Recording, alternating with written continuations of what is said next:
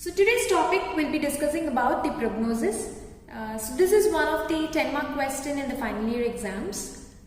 During my undergrad days, I did find this topic to be very dry. So I have just given some tips in how to remember this and reproduce it well in your paper. So hope you find it helpful. So now let's get into the topic. Prognosis is derived from a Latin word called foreknowledge, meaning awareness of something before it happens. So you're trying to be aware of something which could happen in future. So coming to the definition, prognosis is nothing but you're trying to predict the probable cause, duration and outcome of the disease. So here pertaining to the periodontitis we are going to see. So you are trying to predict how will the probable cause, duration and outcome of the periodontitis would be. And every time while you're arriving at a prognosis, you need to know, have a good knowledge of the pathogenesis of the disease and the presence of risk factors present for the disease. The prognosis is usually established after the diagnosis and before the treatment plan is given. So the term risk is usually confused with the risk, okay? But the risk and the prognosis are two different entities. Meaning, the risk means the likelihood that an individual would develop a disease in future. So I'll just explain it with an example. Imagine that a patient is a smoker, okay? If at all he continues to do so, in future there is chances that he could develop cancer. So here if you see, the risk is smoking, okay? But what do you mean by prognosis is that first if you see the patient is a smoker, he has developed cancer, but you are trying to predict the cause, duration and outcome of this disease. That's prognosis, okay? So what do you mean by the prognostic factors? Prognostic factors are nothing but characteristics that could actually help you to arrive at the prognosis. Coming to the prognosis classification schemes, so the first classification scheme was given by McGeer and Nunn in the year 1996. So this classification scheme was based on studies which evaluated the tooth mortality. Okay, so they went through the studies which based on tooth mortality, they arrived at this prognosis classification scheme. In this classification scheme, you have good, fair, poor, questionable and hopeless.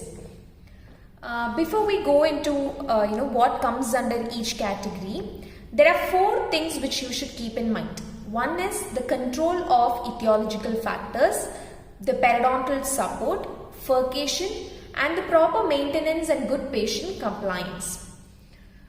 Here, if the control of etiological factors, if it is possible, you could control the etiological factors, then you could give it a good prognosis. Next, coming to the periodontal support, if there is adequate periodontal support, you can give a good prognosis. If there is 25% attachment loss, fair prognosis. If there is 50% attachment loss, poor prognosis. Greater than 50% attachment loss, questionable prognosis. And if there is inadequate attachment to maintain health, comfort and function, then it's a hopeless prognosis. Next, coming to your third factor, which is furcation. If there is class 1 furcation, you give a fair prognosis, and the location and depth of this furcation, if it is allowing for a good proper maintenance and good patient compliance, you could categorize it into a fair prognosis.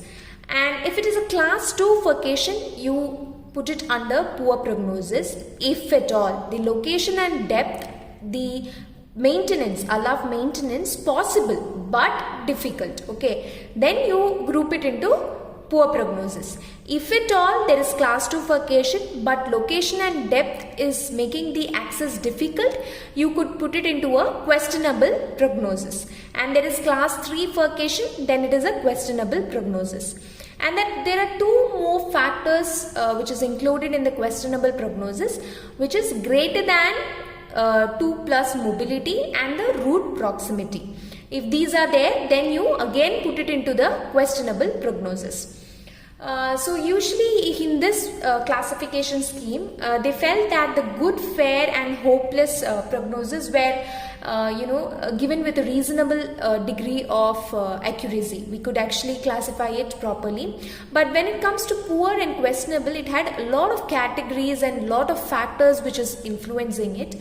So in compared to the good, fair and hopeless, this poor and questionable, they found it a bit confusing between both, because since it had lot of factors and lot of categories present in this prognosis. So the next classification scheme was given by Quark and Catton in the year 2007. This was not based on tooth mortality. This was based on the probability of obtaining a stable periodontium.